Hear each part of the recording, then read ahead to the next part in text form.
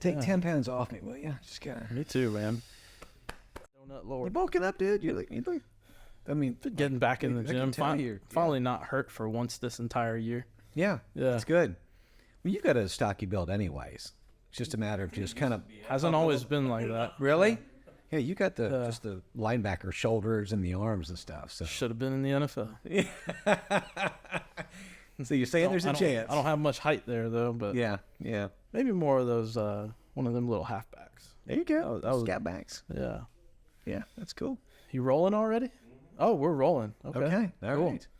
So Brian, you're definitely one of the most experienced and reputable realtors in this market, and been in the game a long time. Have seen a lot of things.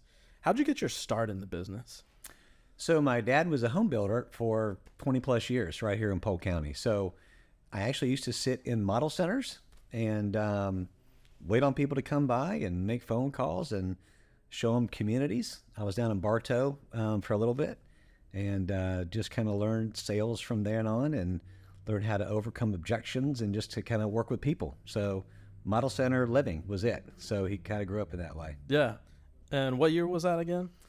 Long time I'm not trying ago. to age you here, but yes. Oh, I'm the old guy in the business, Yeah. right? So that would have been, my goodness. My first start actually was in property management. Okay. So I used to work with Marge Todd, who is my dad's right-hand person. I used to do all her rentals. And so I would meet the client out there. I'd get the application. I'd bring it back. And then she would approve it or not approve it. I'd get the lease signed, and we'd get them into a rental. And then I started getting into sales. And back then, if you could sell homes, if you worked for an owner, you didn't have to have your license. So I got in a little bit of sales that way. And then they moved me into the model center because Dad and Bob Adams used to have a good-sized company, Sun State Homes. You probably heard of that before. So they built thousands of homes all in Polk County. So got a lot of great salespeople all around me.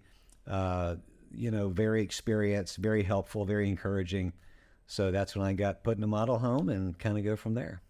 So what was the market like when you first got into the business, or did you really not even get a feel for the market because you were so green at the time? What were things like getting into the business? Well, it's kind of funny. We've kind of talked about this before. I was very green and I really didn't know a whole lot about the market, but I do remember this. We had a sales meeting one time. We used to have him every Friday up in the office at 4110 South Florida Avenue. And I remember him talking about interest rates have gone up a little bit. And the Gulf War was going on. 18% interest rates. True story.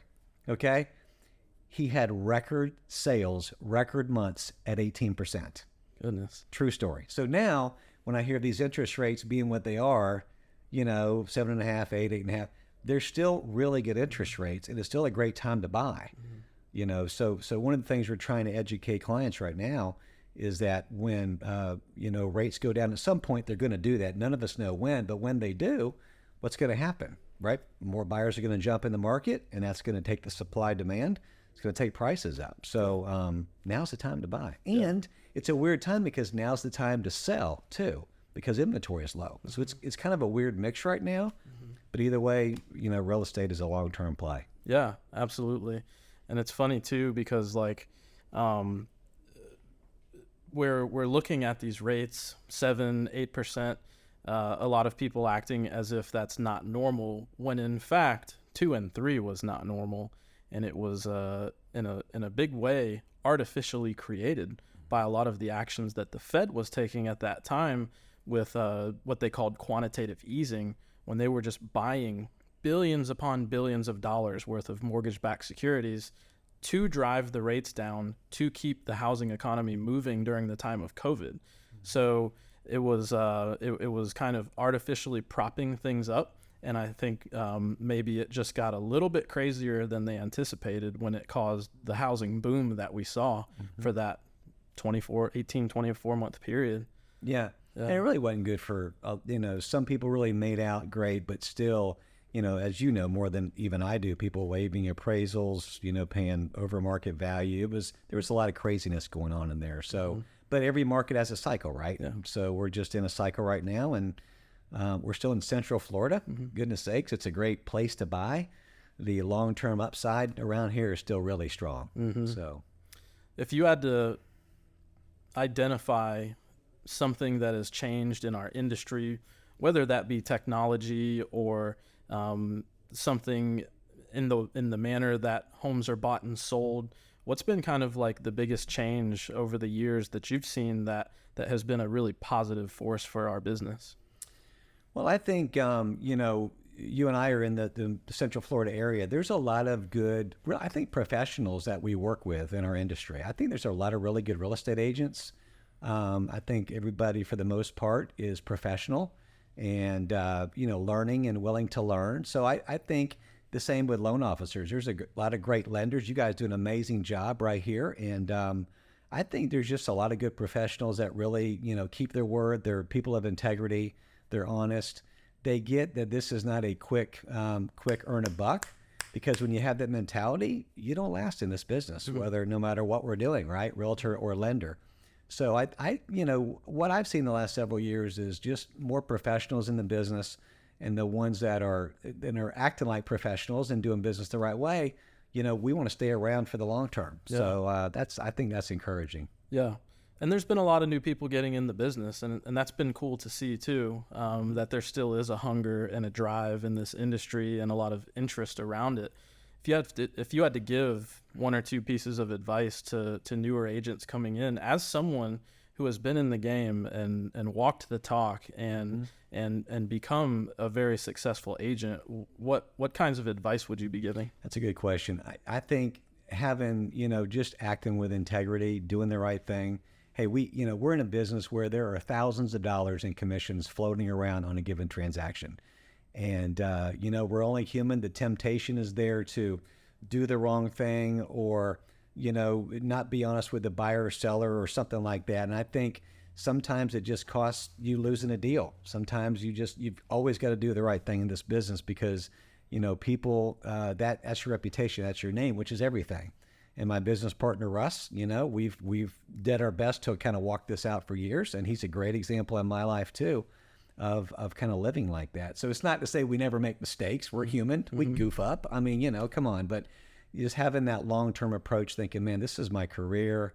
I want to be in this for the long haul. I want to help a lot of people. When you have that mentality of serving people and really helping others, as a real estate agent, you don't get commission breath. Mm-hmm. Right? I know sometimes if it's slow, we get pressed and it's easy to kind of, gotta make something happen. And then all of a sudden you feel salesy or whatever. And people smell that and it's not good. And right. So this, again, we're all human. Stuff happens, but we, just trying to have that long-term approach. I'm here to help people. This will be a good month. Sometimes we'll have a slower month. That's okay. Mm-hmm. God will take care of us and it'll be okay. Absolutely. So, and what's really cool too is you continue to be a student of the game. Yes. What role in your career would you say that coaching has played?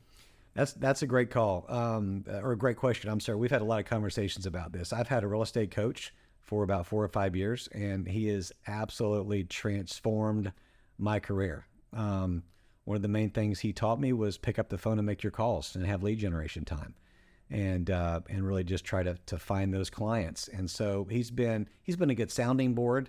He's there to lock in and listen to me for 30 minutes a week. He's going to listen to me and he's going to give me solutions and walk through challenges with me and just give me wisdom. He's got a lot of experience. And so coaching literally has transformed me as an agent. And like you said, I mean, we're sitting there talking today and doing video. You've got to be willing to adapt to the technology, to the changes going on in this market. And if you don't do things like we're doing now in 3 or 4 years, I don't know if you'll be around. Yeah. I mean, you've got to be adapting this technology. And I'm the older guy, don't forget, right? I'm the guy in his 50s that we just have to roll with it. And I love it. I think it's fun. Yeah. And by the way, I'll date myself again. I started off in the day where MLS, we used to get the books, mm-hmm. MLS books that we would get once a month. And if you paid extra money, you could get it twice a month.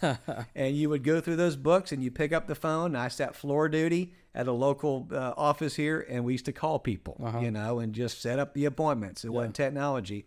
And those were great days. I learned a lot and continue to learn. So now it's the technology, and I think for the most part, most people adapt to that technology. Mm-hmm. But you have to continue to get ahead of it and do video and learn how to stay up on things like we've talked about and to stay current. Yeah. Embracing it all is so important. And you've been someone that I've followed and admired for the last several years. And to see you embrace video has been really cool. Yeah. Because it's not easy. No. Especially when you're just starting out in it. You know, there's so many nerves. Yes. There's 100 things that you can create a 60-second video and look at 100 different things to pick apart, and then decide, I'm not going to post that video. Right. You know, I think one of the tricks I used to use back when I was starting out was someone told me, just post it and never watch it. Right. So, and having someone who can help you edit, it helps with that too. Cause like, I never have to even look at it again. Right. Just get it out there on the internet. I talk to a lot of people. Yeah. And not just real estate agents, people in industries far and wide that are like, I know, and I want to get into video. Yeah. What advice would you give to them? Pick up your phone and just do it. Yeah. You've got to do it. I mean, still, I've been in video for only about 2 years, really into it. Still, sometimes it's a struggle. I was just down in central Lakeland, trying to do a 1-minute walkthrough on a brand new home. And I probably shot it like 5 or 6 times because I goofed. My camera angle was bad. I'm like, I've got to get some material out there today. It's something valuable too. So just pick up the phone, do it. Don't get, paralysis by analysis. Yeah. Don't just, because we sound how we sound, like it or not. We look how we look, like it or not. It is what it is. Just put it out there and see. And if you get people that criticize you, they got the issues, not us. I'm sorry. I'm just trying out here to do do some service. Yeah. So just and you'll get better and better. And I think the more you do it, it's just like reps at the gym, right? Mm-hmm. The more reps you get, the more comfortable you feel, and the little bit better we get each time. I think. Yep. That's the hope. I totally agree. It's just like it's just a mental muscle that you have to train. And I also think. Another strategy for content creation, I don't know if this is something that you do, but like make it a part of your schedule just like everything else. Yes. I think that one of the biggest mistakes I made early on was, I'd be working, I would be doing a loan or talking to a client, and then this idea would pop in my head and I'm like, oh, that's a great video. Yeah. So then I'd try to find the time to turn that into a video, then edit it a little bit, then post it. But doing it on the fly like that, it definitely doesn't lead to any kind of consistency. Right. So do you have scheduled time for your videos just like you do your lead generation and prospecting? Is that something that's a regular? Well, that's a good question. And I would say my goal is to post 2 videos a week in YouTube, to drop 2 videos at least, and then try to do some shorts. And I'm always trying to record things, and I'll save it. Like I've got 3 walkthrough videos this week, so I will post 2. I may post a third toward the weekend. If not, I'll save it for next week, so I've got something to drop. So 2 to 3 videos a week is ideal.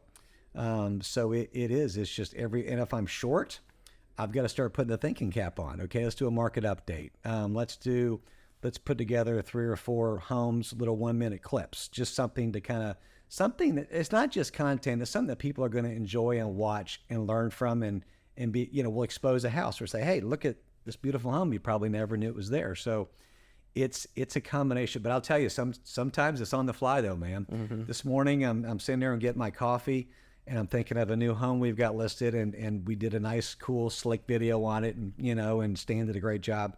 And I thought, I need to do a walkthrough, an intentional, slower 10-minute video, so people can walk through that home and get an idea of the design, the floor plan. So I did. And I talked to Shelby. I said, hey, this is coming over. If you get a thumbnail ready, so I went through and I filmed it. It may be a little drawn out, but it gives somebody a good idea of the walkthrough of the design of this. And you get it on the market, So I try to do at least 2 on YouTube a week, and then Facebook, I try to drop a couple videos on Facebook a week also. Yeah. Yeah, that consistency is key. It is key. It is. And you kind of mix it up, Kevin. Like on Facebook, I don't want to be that guy who posts a house every day, because then what'll happen, people will scroll and they'll say, God, all he's doing is posting business. How boring.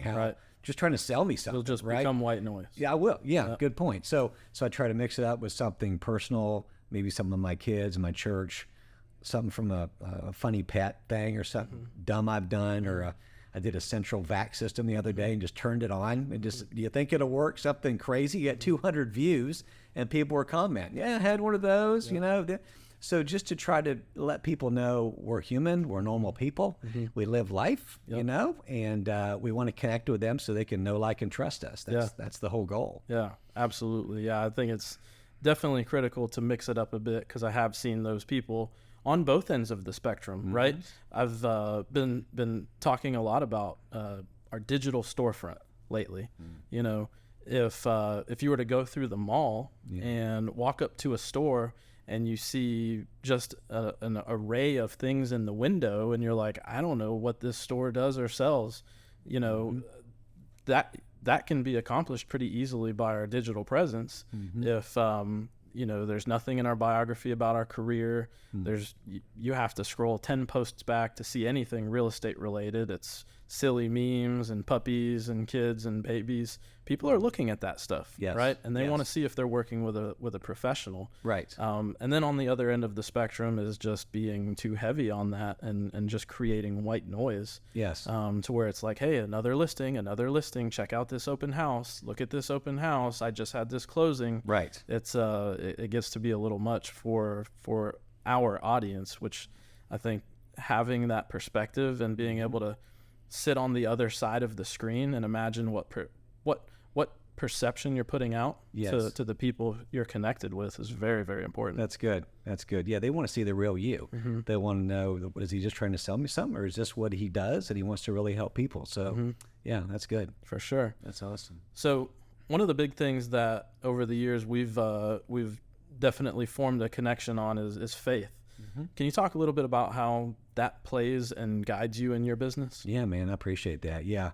So I've been walking with the Lord probably 20 plus years, and, you know, God is my strength. And so really there's a verse in Colossians that says, whatever you do, do it all to the glory of God, right? Work hard.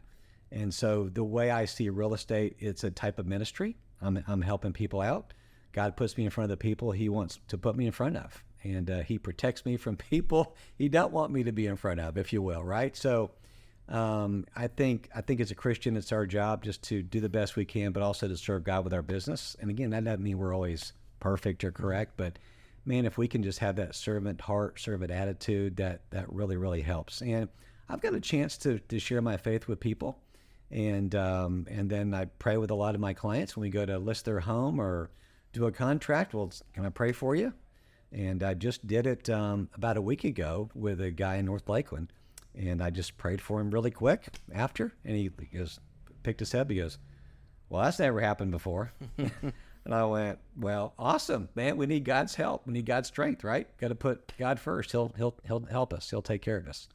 So I think that has been the pillar. And, you know, it's all about that. So without God, you know, I'm nothing in a sense, just like kind of Paul talks about, you know, it's all about Jesus. So, yeah. And you mentioned your family a second ago too. I know there's a lot of exciting things going on that front. Yeah. Tell us a little bit about that. A lot of transition. You know how the kids keep growing up, right? Yeah. So my daughter's getting married in February. So the first one out of the nest. Some say, woohoo. Some people are like, you know, I mean, how do you want to take that? So, we're excited for her and Larry and their next chapter in life. So, and then I've got a son, Andrew, who we're super proud of. He goes to GCLI, and he's in leadership and doing great, serving in the church. And then we have Matthew, who's an awesome young man, and he's walking with God also. And he is at LCS, so he's a senior. So we're growing up, man. Yeah. I mean, the kids are getting older. Yeah. And then my daughter Rachel, who is getting married, also serves as the youth pastor at Highland Park Church, our church too. So they're all three active, and my wife keeps it all together, right? Married 23 years. My awesome wife, Jean, she's amazing. And if it wasn't for God, I'd have never met her. And there's a whole story behind that too. So, you know how, man, we married over our heads, right? Yeah, I mean, that's for what sure. it's all about. Yep. So it's a good thing. Yep. Yeah, and it's been neat to see your walk with God and what God's been doing in your life. And we've had great conversations about, man, we're jumping in this. Yep. We're helping here. My kids are loving this. And it's neat how the kids encourage us too. Right. Isn't it? They sure do. Yeah, it works. It's a transfer of energy that works both ways. Yeah. That's for sure. 'Cause Yeah. when you see the excitement in their eyes, it definitely elevates your own. Yes. And that's a really cool thing. Yeah. Yeah. That's awesome, man. That's great. So what do you, getting back to real estate, what are you seeing over the course of the next 12 to 24 months? There's a lot going on. There's a lot legally that's going on in the real estate industry with commissions, technology, video, branding. We talked about staying ahead of things. What are you looking towards for the next couple of years? It's going to continue to be an interesting market like it is now. They say going into next year, for the most part, still low inventory because, the builders got behind years ago. So, it kind of got behind, and so the inventory is going to continue to be low. And then next year we go into an election year, so who knows, right? So the market's still going to be tight. I think there was 85 or 90,000 realtors that exited the business this year because it's been hard. Yeah. I mean, whether you've been in a year, 10 years, 20 years, 30 years, for the most part, transaction count is down for a lot of us. And so we're going to continue to see, it's kind of weird, but it's still going to be a tough season, but we're in Lakeland in Central Florida. So I think we're still going to thrive and we're going to work hard. And so I think when you just do your best, because here's the thing I heard this the other day, no matter what, people are going to buy and sell real estate. Every day, homes are going to get sold. Do you want a piece of that pie? I mean, do you want to, every day I go on MLS and I see X amount of active listings, pendings, and sold. I want my name on as many of those as I can. So there's business out there. Do you want to go get it? Right. Do you want to get your unfair share of the market? It's up to you. So you've got to get out there and grind and work hard, put your face out there, get on video, do a great job for people. And so I think the market's going to continue to remain interesting like that. But that's where our faith comes in. It's like, all right, God's going to take care of us, so but we have to do our part. So it's faith and works, faith and action combined. And then we'll just see God's faithfulness and he'll get the credit. Yeah. So, yeah. So not to give away all the juice, but is there a tactic or a strategy that you've been able to utilize recently that's really worked well for you that you don't mind sharing? Well, couple things. Number one, I would say going back is being more consistent in my lead generation. And you and I have had conversations with that. So some days are good, some days are bad, some days are like, yes, some days are like, my goodness, I just struggled. Yeah. I would say that, and then we could do a separate one on this, but branding is just super important. I mean, staying out there on social media, and, maybe you mail postcards, maybe you do, email newsletters, Facebook, Twitter, Instagram, YouTube. All of that, staying consistent in that I've learned the last 2 years to be more consistent, like you've talked about, to me to be more disciplined, and that it's just starting to pay off in the long run.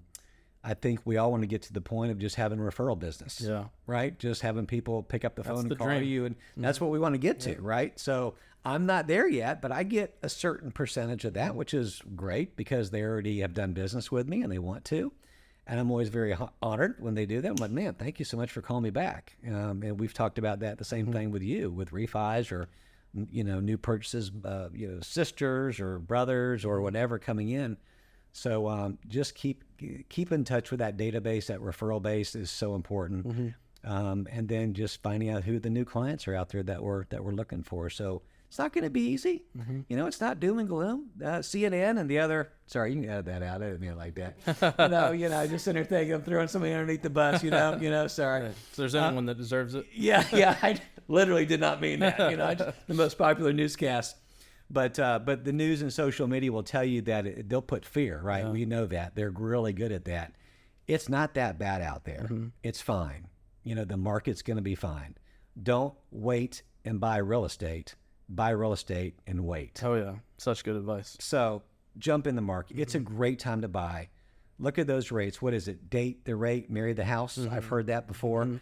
I haven't used that a lot, but I've heard it lately, and it kind of makes sense. So just know that there's going to be these seasons and these ups and downs. You just got to continue to work hard and trust and do your part. Yeah. So what is something that you do to help you maintain that consistency? Because, I know what you mean too when you say some days it's good and some days it's just not. Things start coming at you from 100 different angles, so you kind of set the lead generating aside. But is it all about putting it in your calendar, scheduling it? Because I do believe, as long as you get it done 80% of the time, you're still way better off than most other agents or loan officers in the business. But for you, how do you foster that environment for consistency and that stuff? That's good. Yeah, time blocking. You're kind of alluding to that, kind of time block. So every morning, 9 to 11, I don't have appointments. I mean, I'm going to be on the phone. I'm going to be shooting video at the house or out and about. So I'm really lead generating 9 to 11. And that's what's really changed my business is doing that. So time blocking. So it's an appointment with yourself, right? Yes. So let's say I'm a prospective seller and you're working really hard to honor that time and make it non-negotiable for you. And I'm a prospective seller. Yeah. And I say, hey, Brian, I'd really like to have you come and do a listing preview of my house at 10 a.m. tomorrow. Yeah. How would you still serve me as a client while also honoring that time that you've committed to for your business so that you can continue it going into the future? Two ways I would answer that. I would say, so, hey, Kevin, thanks so much. I appreciate the opportunity to get with you at 10 a.m. Is there any way we can make it 11 or 11:15? I've already got an appointment at that time. So if we can make it 11:15, that'd be fantastic. If you're like 10 o'clock, boom, leaving town, 1 o'clock, whatever, then I will meet you at 10, but I'll have to bump that lead gen in the afternoon. I'll time block it and shift it to where I'm going to do my lead gen that day. So I have to do that. So, absolutely. But I've got an appointment, Kevin. I don't need to tell you it's with myself. Correct. On the phone. I've got an appointment. I'm being honest. So that's the way and the first time Matt, my coach, we kind of had this conversation. I said, well, man, I can't. He goes, you've got an appointment, Brian. What you're doing now is going to pay dividends in 2 or 3 months down the road, right? It's the lag effect, right? So you've got an appointment. I'm like, I guess I do. Yeah, that's so powerful and it's so easy. I just think there's a fear aspect behind there that, a lot of people have a difficult time getting over. Yes. It's like, oh, well, if I tell them I have an appointment, are they just going to call someone else? Yes. So. And here's what I've learned, honestly, if they're like that and they won't budge and they won't move, they're probably not my client. Bingo. Sorry. Yeah. I mean, there's other fish out there. Yep. And you hate to turn away business, but if they're going to be that difficult, I had one the other day. Some guy called me, wanted to see that. I said, I can't. I'm doing an open house and tried to get his, all right, well, and I'm like, well, sorry. Have a good day. Try it, If they're showing that much difficulty at step 1 out of 100, right? What do you think the rest of the process is going to look like? It's going to just make your life miserable for the next however many days it takes to work with that client. So I think those are such big keys. And I think it's just part of being a professional in this business is like, we have to run our play and prioritize our schedule and honor it and do things like that to protect it, or else the roller coaster effect kicks in and you suffer because we get so reactive. Right? Oh yeah, I'm going to take that call. I'm going to get on that appointment. I got another call. He wants me to meet him then.